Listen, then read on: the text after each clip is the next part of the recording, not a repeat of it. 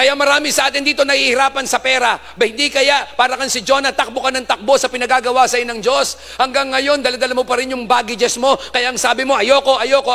Kaya madalas pansin mo, ikaw ang nagbabayad ng sarili mong pamasahe. Ikaw ang nagbabayad ng sarili mong gastos. Pero pag ang Diyos, if it's God's will, it is God's bill. Ulitin ko lang, kapag kalooban ng Diyos, Diyos ang magbabayad, Diyos ang magpo-provide, Diyos ang magpapalabas sa iyo, Diyos ang mag-breakthrough sa iyo.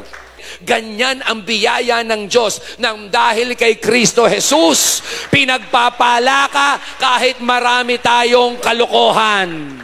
Dalas, kung kailan ka maraming ginagawang mali, ang Diyos nagiging mabuti. Anong dahilan? Dahil magaling ka? Hindi. But because of Christ's sake.